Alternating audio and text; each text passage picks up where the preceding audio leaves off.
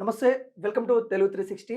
బంగ్లాదేశ్‌లో చూస్తా ఉన్నాము. హిందువుల పైన ఒక మతతత్వం సంబంధించిన కొంత కఠినమైన పరిస్థితులు అక్కడైతే చూస్తా ఉన్నాము. మరి వీటిపైన అంతర్జాతీయ చట్టాలు ఏం చేస్తా ఉన్నాయి? హ్యూమన్ రైట్స్ ఏం చేస్తా ఉన్నాయి? అసలు చట్టం ఏం చెప్తా ఉంది? ఈ ఘటనల పైన తెలుసుకునే ప్రయత్నం అయితే చేద్దాం. మనతోని హైకోర్ట్ అడ్వకేట్ రాజేష్ గారు అయితే ఉన్నారు. సార్ నమస్తే సార్. నమస్తే అండి. సార్ ఏం చెప్తున్నారు సార్ అంతర్జాతీయ మానవ హక్కులకు సంబంధించి ఈ ఘటనల పైన, ముఖ్యంగా హిందువుల పైన అక్కడ ఘటనలు జరుగుతా ఉన్నాయి. వీటిని ఎలా చూడొచ్చు మనం? యాక్చువల్‌గా మనకు first world war, second world war ఇవన్నీ ఉత్పత్తి అయ్యినాక ప్రపంచ పెద్దలందరూ కలిపి కొన్ని రూల్స్ అండ్ రెగ్యులేషన్స్ ఎస్టాబ్లిష్ చేసుకున్నారు. హ్మ్. అందులో వచ్చేసి ఫస్ట్ యునైటెడ్ నేషన్స్ అన్నమాట. దాంట్లో United nations human rights commission, ఇప్పుడు కొత్తగా world human rights commission and Amnesty convention ఇవన్నీ కూడా వీటన్నిటికి ప్రపంచంలో ఎక్కడ అంటే irrespective of the countries, irrespective of the wars ఎక్కడ ఉన్నా సరే ఒక జాతి అన్యాయం అయిపోతుంది అంటే వీళ్ళందరూ మేల్కొని వాళ్ళు ముందుకొచ్చి మరి మీకు అంటే ఇప్పుడు మీరు ఒకవేళ అంటే ఇప్పుడు సపోజ్ బంగ్లాదేశ్ ఉంది. బంగ్లాదేశ్‌కి వీక్‌నెసెస్ ఉంటాయి. ఈ వీక్‌నెస్ ఇప్పుడు మీకు ఫండ్ ఎవరు ఇస్తున్నారు? వీటన్నిటిని కంట్రోల్ చేసే ఇండైరెక్ట్‌గా గాని, డైరెక్ట్‌గా గాని కంట్రోల్ చేసే అధికారం కానీ వీళ్ళకి ఉంటుంది యాక్చువల్‌గా. అంటే ఒకవేళ అధికారం లేకున్నా ఇన్‌ఫ్లుయెన్స్ ఉంటుంది. అంటే it can B influence to the United nations and United states, UK, Canada. నేను అడుగుతా ఇప్పుడు Bangladesh not a first country. దీనికన్నా ముందు సిరియాలో గాని, యుగాండాలో గాని, ఇప్పుడు ప్రెజెంట్ ఉక్రెయిన్‌లో ఊచకోతలు నిన్న ఏకంగా ఉక్రెయిన్ ద ప్రెసిడెంట్ ఏమన్నాడు? నాకు ఒకటి పర్సన్ చనిపోతే బాగుండు అన్నాడు. అంటే ఇండైరెక్ట్‌గా ఎవరినన్నారు? రష్యా పర్సన్ అన్నారు యాక్చువల్‌గా. సో వీటన్నింటిని కూడా ఊచకోతలు అంటే racism it can be happen based on the religion, it can be happen based on the caste, it can be happen based on the colour and other categories which is the way in డైవర్సిటీలో. నేను నిన్న యాక్చువల్‌గా ఆశ్చర్యం వేసింది. బంగ్లాదేశ్‌కి నిజంగా ఇప్పుడు present Bangladesh అలా జరిగాయి. ఇది 100% ఇండియా రెగ్యులేట్ చేయాల్సిన అంశం. ఎందుకంటే నైబర్ ఇప్పుడు నీ ఇంటికి ఇప్పుడు నీ నైబర్ పక్కింటికి మంట వచ్చింది. ఆ మంట రేపు పొద్దున నీ ఇంటికి వస్తుందో లేదో తెలియదు కదా! సో ఆ విషయంలో నేను ఇప్పుడు బంగ్లాదేశ్ ఇంటర్నల్ వ్యవహారాలను నువ్వు షేక్ హసీనాను మన ఇండియాలో సపోజ్ రిఫ్యూజీగా అది ఏంటిది ఉన్నప్పుడు యాక్సెప్టెన్స్ ఎందుకు ఇస్తున్నాడు పెద్ద క్వశ్చన్. నిన్న మీడియాలో కూడా అదే రచ్చ జరిగింది. నేను షేక్ హసీనాను అప్పగించమని చెప్తే యాక్చువల్‌గా బంగ్లాదేశ్‌కి మీరు షేక్ హసీనాకే ఎందుకు మద్దతు ఇస్తారు అని నా రివర్స్ మాట్లాడింది. బట్ నా అల్టిమేట్ సొల్యూషన్ నువ్వు షేక్ హసీనాను అప్పగించేసి బంగ్లాదేశ్ అల్లరి దక్కకుంటే నన్ను. ఇప్పుడు నీకు విజయమాల్య ఎంతైతే ద్రోహం చేసిండో ఇప్పుడు ఇండియాకి నువ్వు ఎందుకు అడుగుతున్నావు మళ్ళీ యునైటెడ్ నేషన్స్ ని, యూకేని ఎందుకు అడుగుతున్నావు? విజయమాల్యని నాకు నా విజయమాల్యని అంటే నా యొక్క దేశ అన్యాయం చేసిన పర్సన్ నువ్వు ఎందుకు అప్పగించావని అడుగుతున్నావు.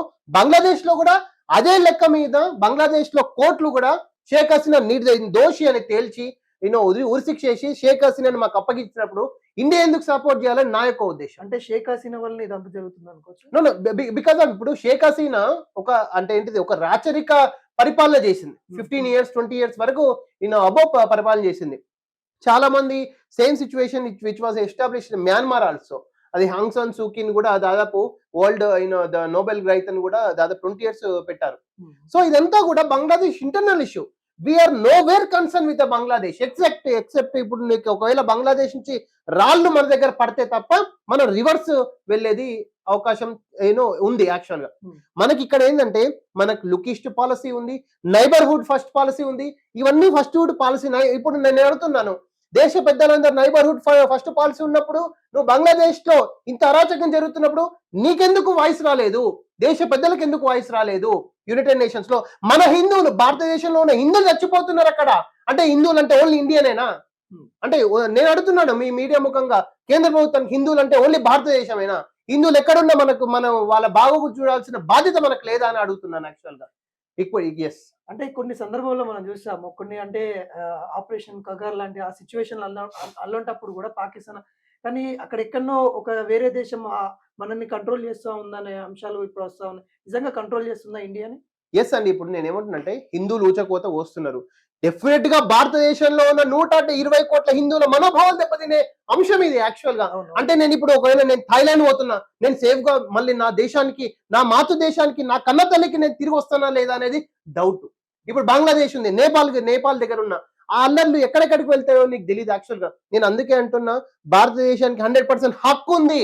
యునైటెడ్ నేషన్స్ లో కంప్లైంట్ చేసే హక్కు ఉంది. ఇమీడియట్ గా యునైటెడ్ నేషన్స్ ఫోర్స్ ని డిప్లాయ్ చేసి బంగ్లాదేశ్ లో అల్లలను తగ్గించకపోతే భారతదేశం కూడా it's most diversity country in the world. ఇక్కడ కూడా 100% అట్లా వాటి యొక్క తీవ్ర పరిణామాలు ఇక్కడ కూడా చవి చూడాల్సిన అవసరం.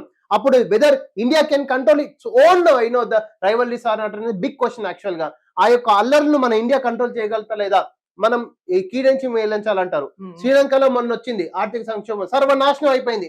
పాకిస్తాన్ లో ఇమ్రాన్ ఖాన్ జైల్లో ఉన్నాడు. ఇప్పుడు బంగ్లాదేశ్ రేపొద్దున మనకు అంటుకోదండి. ఇది ముందు జాగ్రత్తగా ఇండియా అభివృద్ధి చెందుతున్న దేశం. మన రేవంత్ రెడ్డి గారు, మోడీ గారు కూడా 2047 ప్రణాళిక ముందు పెట్టుకుంటున్నారు. ఇప్పుడు next India will be developed almost all by 2047. అట్లాంటప్పుడు ఈ రచ్చ మనకు అవసరమా నేను అడుగుతున్నాను. అంటే హిందువులను చాలా సార్లు ఓట్ బ్యాంకింగ్ అని చూస్తా ఉన్న రాజకీయ నాయకులు కనబడతా ఉంది.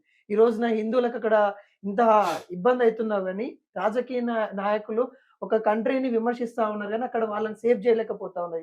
అండి, ఎందుకు అడ్డుపడతా ఉన్నారు? నేను అదే అంటున్నా. ఇక్కడ బంగ్లాదేశ్ లో జరిగిన హిందువుల ఊచకోతకు ఇండియాలో జరుగుతున్న పాలిటిక్స్ కి ఈక్వల్ గా మనకు తేటతెల్లమైపోయింది. ఈ రాజకీయ నాయకులందరూ రిలీజియన్ బేస్ చేసుకొని, మతాన్ని బేస్ చేసుకొని నువ్వు సీట్లకు ఎక్కుతున్నావు అంతే తప్ప ఇక్కడ వేరే ఉద్దేశం ఏం లేదు. ఈ మాధవీలత ఎందుకు మాట్లాడతలేదు? హిందువుల మీద ఊచకోత, హిందూ హిందూ హిందూ అని పెద్ద డైలాగులు వేస్తారు కదా. ఈ మాధవీలత ఎక్కడికి వెళ్ళింది? కేపాల్ తెలుగు స్టేట్ ఎక్కడో యుగాండాలో ఎవరో చచ్చిపోతే మనం మాట్లాడతారు, బంగ్లాదేశ్ లో హిందువులు చచ్చిపోయిండు అయ్యా, నిన్న సెకండ్ హిందువు చచ్చిపోయిండు. ఏం మాట్లాడుతున్నారు వీళ్ళందరూ? నేతలు ఎక్కడికి పోయిండ్రు? హిందువుల ఓట్లను ఓన్లీ ఓట్ల కోసమే మార్చుకుంటున్నారని నా యొక్క అభిప్రాయం. అంటే కిరాతకంగా మనం చూస్తా ఉన్నాం. అక్కడ జరిగే ఘటనలు కూడా కిరాతకంగా ఒక చెట్టు కట్టేసి అనేక విధాలుగా చూస్తాం. మరి అంతర్జాతీయ హ్యూమన్ రైట్స్ ఏం చేస్తా ఉందంటే ఏం చెప్తారు? అందుకే అండి, యాక్చువల్ గా బంగ్లాదేశ్ లో ఒక హిందువు చనిపోతే నా యొక్క ఇది మొత్తం యాక్చువల్ నాకు ఒక 2-3 రోజులు నిద్ర పట్టలేదు. యాక్చువల్ గా యునైటెడ్ నేషన్స్ కి డెఫినెట్ గా మనం కంప్లైంట్ చేయాలని ఒక ఆలోచన వచ్చింది. United nations human rights commission కి మనం కంప్లైంట్ చేయడం జరిగింది. వాళ్ళు వాదోపవాదాలు విన్నాక కూడా వాళ్ళు ఒక నెంబర్ కేసు యాక్సెప్ట్ చేసిన నెంబర్ కూడా ఇవ్వడం జరిగింది. డెఫినెట్ గా నా యొక్క అభిప్రాయము, నా లాంటి వాళ్ళు ఇంకా ఒక 100,000 మంది పిటిషన్స్ వేయండి యునైటెడ్ నేషన్స్ HRC లో, వరల్డ్ హ్యూమన్ రైట్స్ లో కమిషన్ లో కేసులు వేయండి. టోటల్ ఇండియన్ ద్వైపాక్షిక సంబంధాలు మీరు కదిలించండి. ఎక్కడెక్కడైతే ద్వైపాక్షిక సంబంధాలు యునైటెడ్ నేషన్స్ కి ఇండియన్ రాయబారులు ఉన్నారు వాళ్ళందరినీ కదిలించి డెఫినెట్ గా బంగ్లాదేశ్ లో United nations security force deploy చేసి అక్కడ ఉన్న అల్లరిని తగ్గించుకోవాలని నా యొక్క మనవి. అంటే హసీనాను ఎందుకు కాపాడుతా ఉంది ఇండియా ప్రభుత్వం, ఎందుకు కాపాడుతుందని ఏం చెప్తారు? అదే నేను ఏమంటున్నట్టే, because of the politics. It's not a politics, it's a politricks. That's it. నువ్వు ఒక హసీనా ఒక దేశం క్రిమినల్ అని ఒక నిర్ధారించిన వ్యక్తిని మన దేశం ఎందుకు కాపాడాలి యొక్క నా యొక్క క్వశ్చన్. ఏం చేస్తే అంటే ఏదైతే జరుగుతుందో అల్లర్లు ఏ విధంగా తగ్గే అవకాశాలు కనబడతా ఉన్నాయి? నన్ను అడిగితే ఎంతమంది పాజిటివ్ అనుకున్నా, ఎంతమంది నెగిటివ్ అనుకున్నా, నా యొక్క అభిప్రాయం షేక్ హసీనాను నిర్దాక్షిణ్యంగా బంగ్లాదేశ్ అప్పచెప్పడం అనేది బిగ్ సొల్యూషన్ అని నా యొక్క అభిప్రాయం.